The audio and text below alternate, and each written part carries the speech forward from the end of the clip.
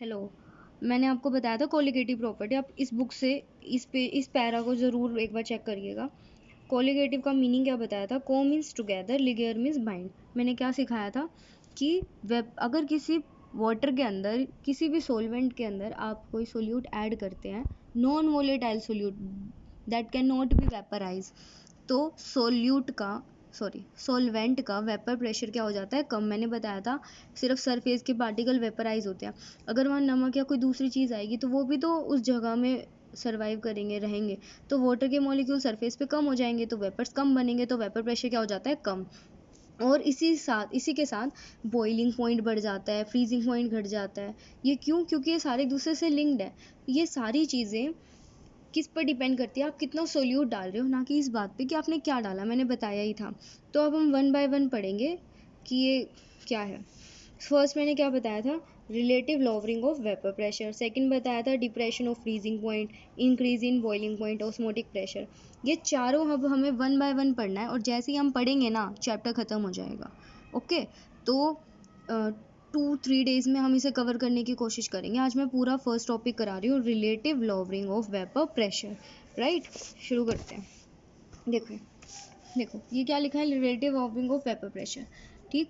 अब vapour pressure में कमी आना, मान लीजिए किसी चीज़ का वेपर प्रेशर पहले 100 था। एग्जाम्पल है, पहले वेपर प्रेशर कितना था? 100 था। ये P0A से डिनोट करेंगे जब वो प्योर था। अगर मैंने उसमें नमक मिला दिया, उसका वेपर प्रेशर कितना हो गया? 99। तो कितने में कमी आई? एक कम हो गया ना। तो कैसे लिखेंगे उस एक कम को? 100 माइनस 99, पहले वाला माइनस बाद का। तो इस चेंज को कैसे लिखेंगे? Delta P। कमी कितने की आई? एक की आई। तो हम फॉर्मूला क्या बन गया? P0A minus PA। तो कमी कितने की आई? एक की। इस कमी को ही तो बोलते हैं लॉवरिंग ऑफ वेपर प्रेशर। तो मैंने इसको डेल्टा P से क्या कर दिया? डिनोट। अब देखिए, ये कोई कंटेनर है, इसमें मैंने वाटर के साथ साथ नॉन वोलेटाइल सोल्यूट को ऐड कर दिया, तो वो जगह घेरेंगे यहाँ पे, जिसकी वजह से इसका वेपर प्रेशर क्या हो जाएगा? कम। तो vapour pressure of solvent, solution के अंदर जो सॉल्वेंट है उसका क्या हो जाता है? कम। क्या डालने से? एक नॉन वोलेटाइल सोल्यूट को क्या करने से? ऐड करने से। अब ये देखिए, ये पहले सिर्फ पानी था, प्योर वाटर। इसके सरफेस पे इसी के पार्टिकल्स थे। इसको किससे डिनोट करते थे? क्या बताया था? P0A। इस नोट का मतलब अभी कुछ मिलाया नहीं गया है। ए का मतलब सॉल्वेंट की बात हो रही है, जैसे पानी की। ठीक है, तो ये प्योर लिक्विड में P0A से डिनोट करेंगे, और जब वो सॉल्यूशन बन जाएगा तो PA से डिनोट करेंगे। किससे? PA से। ठीक है, तो वेपर प्रेशर ऑफ सॉल्वेंट है ये। PA means vapour pressure of solvent, P0A means pure liquid. अभी हमने क्या देखा? प्योर लिक्विड का ज़्यादा होता है और सॉल्यूशन का क्या होता है? कम। देखो ये रहा, सॉल्वेंट का, प्योर सॉल्वेंट का ज़्यादा होता है और सॉल्यूशन में क्या हो जाता है? कम। कमी आ जाती है ना, क्योंकि वो लेयर बना लेते हैं।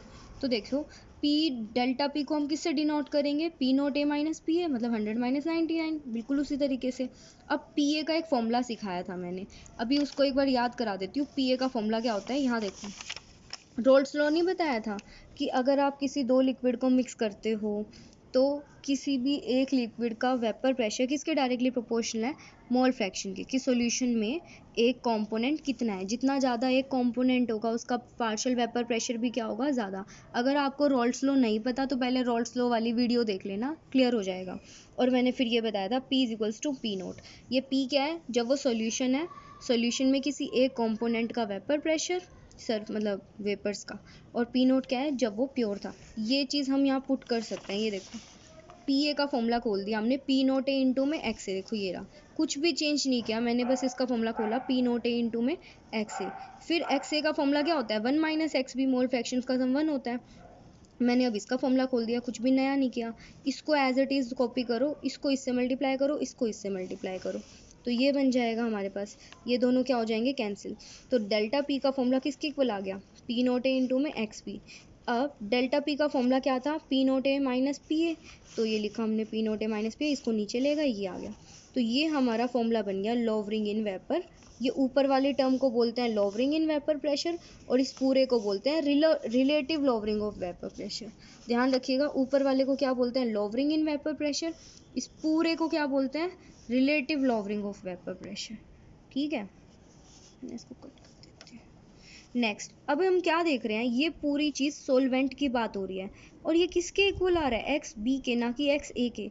इसका मतलब कितनी कमी आएगी वेपर प्रेशर में वो किस पर निर्भर करता है कि आप उसमें नमक या चीनी या कोई भी ऐसी चीज़ जो वेपराइज नहीं हो सकती, यानी कि नॉन वोलेटाइल सोल्यूट कितना डाल रहे हो। तो lowering in vapour pressure is directly proportional to mole fraction of solute, ये ध्यान रखना, lowering in vapour pressure is directly proportional mole fraction of solute. और जो चीज़ सिर्फ अमाउंट पे डिपेंड करे, ना कि आप देखो इसमें कोई लिखा है कि नमक है या चीनी है, नहीं, ये किस पर निर्भर कर रहा है, इसके अमाउंट पे। तो जब कोई चीज़ अमाउंट पे डिपेंड करे तो उसे क्या बोलते हैं, कोलिगेटिव प्रॉपर्टी। और पता है ये वाला सेम फॉर्मूला मैंने तुम्हें पहले भी सिखाया था, कैसे रोल्स क्या कहता है, टोटल प्रेशर किसके इक्वल होता है, P A plus P B. अगर नॉन वोलेटाइल चीज़ है तो उसका वेपर प्रेशर कितना होगा, ज़ीरो। तो पी एस, अब आगे फॉर्मूला यूज़ होंगे, ये वाला ध्यान रखना, पी एस बोलूँ या पी ए बोलूँ, बात क्या होगी, सेम होगी। अब P S equals to P A का फॉर्मूला क्या लगाएंगे, पी नोट ए इंटू में एक्स ए, और एक्स ए का फॉर्मूला 1 माइनस एक्स बी। इसको इससे मल्टीप्लाई करो, इसको इससे, इस पूरे को सॉल्व करके यही फॉर्मूला बन जाएगा। ये मैंने आपको रोल्स लॉ वाले टॉपिक में भी बताया था, ये और ये फॉर्मूला बिल्कुल सेम है, ध्यान रहे। P naught A minus P A लिखूँ या पी एस, बात क्या है, सेम। क्यों, क्योंकि पी और पी एस तो इक्वल हो जाते हैं ना अगर नमक डालते हैं पानी में, राइट। आई थिंक ये क्लियर हो गया होगा। अब ये क्योंकि इस पर डिपेंड करता है अमाउंट ऑफ सोल्यूट, ना कि कौन सा सोल्यूट डाल रहे हो। तो yes, relative lowering of vapour pressure एक कोलिगेटिव प्रॉपर्टी है। मैं फिर दोहरा रही हूँ, कोलिगेटिव प्रॉपर्टीज़ कोई ऐसी मतलब कुछ कमी या इंक्रीज होना जहाँ पर वो सिर्फ अमाउंट पे डिपेंड करे, ना कि सोल्यूट पे, उन सारी विशेषताओं को कोलिगेटिव प्रॉपर्टी कहते हैं। क्योंकि ये इस पर डिपेंड कर रहा है इसीलिए इसको हम क्या बोलेंगे, कोलिगेटिव प्रॉपर्टी। नेक्स्ट, बस ये ख़त्म हो गया। इसके बाद हमें क्वेश्चन ट्राई करना है काफ़ी सारे। ये देखो, delta P means lowering in vapour pressure is proportional to amount of, not on the, it is proportional to amount not on the nature. So yes, it is a colligative property. क्योंकि सिर्फ amount पे depend कर रहा है तो yes, इसे हम क्या कहेंगे, कोलिगेटिव प्रॉपर्टी। अब इनसे होता क्या है, मतलब कोलिगेटिव प्रॉपर्टी हम पढ़ के हम क्या करेंगे, मतलब अब इम्पॉर्टेंट टॉपिक आ रहा है। पानी में मैंने ना नमक डाला तो उसका ना वेपर प्रेशर कम हो जाएगा ना, बॉइलिंग पॉइंट बढ़ जाएगा, वेपर प्रेशर कम हो जाएगा। ऐसे ही पानी में चीनी डाली, ये सब डाला, तो हमें पता चल जाएगा कितना इंक्रीज हो रहा है टेम्परेचर या कितना डिक्रीज, वेपर प्रेशर भी निकाल सकते हैं।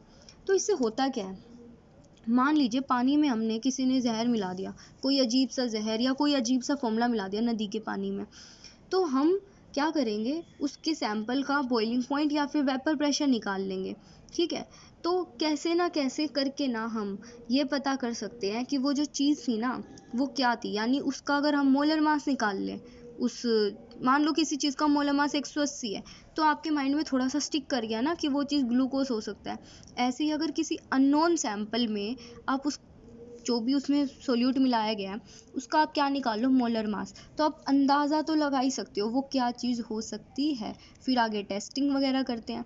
तो इसका मेन एम होता है इस टॉपिक को पढ़ने का, हम पता लगा सकते हैं कि हमारे पानी में हार्डनेस किसकी वजह से है, कौन सा सोल्ट मिला है, इस टाइप की चीज़ें हम पता लगाते हैं, ठीक है। अब देखो एप्लीकेशन, देखो इसकी, किसकी एप्लीकेशन, वेपर प्रेशर में कमी आने से आप क्या निकाल सकते हो, हम to calculate molar mass of solute, हम किसी सोल्यूट का, अननोन चीज़ का भी मोलर मास निकाल सकते हैं। कैसे निकालेंगे, ये फॉर्मूला तो अब जाना माना है, इस फॉर्मूला को प्लीज़ मत भूलिएगा, P naught A minus P upon में P naught A equals to X P, ये मैंने डिराइव 2 तरीके से बताया जस्ट अभी राइट। उसके बाद ये एज इट इज़, इस मोल फ्रैक्शन का जिसको फॉर्मूला नहीं आता वो मुझसे पर्सनली पूछ लेना। मोल फ्रैक्शन का फॉर्मूला क्या होता है, नंबर ऑफ मोल्स अपॉन में टोटल मोल्स ऑफ सॉल्यूशन, ये तो पता ही होगा इतना तो। अब क्योंकि मोल किसी सोल्यूट के सोलवेंट के रिस्पेक्ट में तो कम ही होंगे क्योंकि वो होता ही कम है, तो इस नंबर को इसके सामने नेगलेक्ट कर सकते हैं। मान लीजिए कि ये नंबर 100 है और ये 0.1 है, तो इसको नेगलेक्ट नहीं कर सकते डिनोमिनेटर से, तो हम इसको नेगलेक्ट कर देंगे, तो ये फॉर्मूला इतना सा बचेगा बस, राइट। ये देखो मैंने इसको, मोल्स का फॉर्मूला क्या होता है, गिवन मास अपॉन में मोलर मास, Na का फॉर्मूला गिवन मास अपॉन में मोलर मास, इसको हमने क्या कर दिया, नेगलेक्ट। ध्यान रखना B का मतलब तो है सोल्यूट जो कम होता है और A का मतलब है सोलवेंट जो ज़्यादा होता है। इस पूरे को हमने देखो बस इसको इससे मल्टीप्लाई, इसको इससे, मैथ्स है सिंपल, ये रहा हमारा मोलर मास ऑफ सोल्यूट, हम इसको निकाल सकते हैं। ये सारी चीज़ें हमें दे रखी होंगी, मैं क्वेश्चन कराऊंगी पता चल जाएगा, तो आप ये निकाल सकते हो मोलर मास ऑफ सोल्यूट। मान लीजिए कि ये 342 आया, इसका मतलब होता है शुगर, तो हम अंदाज़ा लगा सकते हैं एटलीस्ट कि क्या है, कुछ ना से तो अच्छा ही है। ठीक है, अब मैं आपको एक प्रैक्टिस क्वेश्चन करा रही हूँ, ध्यान से देखना। ये क्वेश्चन NCERT का है, ये क्वेश्चन, ये एग्जाम्पल है, मैं बता दूंगी कौन सा एग्जाम्पल है। ये वाला एग्जाम्पल आपको मिलेगा आपके NCERT में, ये रहा, ये वाला एग्जाम्पल है। मैं बुक में नहीं, मैं कॉपी में सॉल्व कर रही हूँ तुम्हारे लिए। इस एक कॉपी बना लेना क्वेश्चन आंसर्स की। इसमें लिखा है vapour pressure of pure benzene. Benzene तुम्हें पता नहीं है तो सुन लो, बेंजीन बिल्कुल पानी की तरह दिखती है, बस वो उसमें अगर माचिस डालोगे तो वो जल जाएगी, मतलब वो आग लग जाएगी। ऑर्गेनिक सॉल्वेंट है वो, होती बिल्कुल पानी की तरह, स्मेल आती है उसमें से। बेंजीन यानी सॉल्वेंट हुआ पानी की तरह। इसका वेपर प्रेशर दे रखा है प्योर का, यानी P0A दे दिया आपको, ध्यान से देखना, P0A। इसका मतलब तो A फॉर एप्पल है। A non volatile solute is added, कितना 0.5 ग्राम किसी नॉन वोलेटाइल सोल्यूट को हमने 39 ग्राम बेंजीन में डाला। बेंजीन का मास दे रखा है, मोलर मास। ध्यान रहे मोलर मास निकालना बड़ा आसान है, बेंजीन का फॉर्मूला है C6H6, जोड़ के आप निकाल सकते हो। वेपर प्रेशर सोल्यूशन का भी दे दिया आपको, मोलर मास निकालना है, कितना आसान है। सारी चीज़ें मैंने लिख दी है, क्या क्या है। B मतलब सोल्यूट, A मतलब है यहाँ पे बेंजीन, P0A दे रखा था, MB कितना है, MB मतलब मास ऑफ सोल्यूट, जो पता भी नहीं है कौन है। एम में देखो ये दे रखा 39 ग्राम। PA आपको ये दे रखा है, ये रहा, ये सॉल्यूशन का है ना, PA बोलूँ या PS, एक ही बात है। MB निकालना है, ये वाला फॉर्मूला अप्लाई करो, ये वाला, इसमें सारी वैल्यू डाली है देखो, 170 ग्राम पर मोल। तो इससे हम थोड़ा बहुत अंदाज़ा लगा लेंगे कि हमारा सोल्यूट कौन है, राइट। अब मैं NCERT के काफ़ी सारे क्वेश्चंस करा रही हूँ, काफ़ी सारे, ओके, तो अब देखते जाइएगा।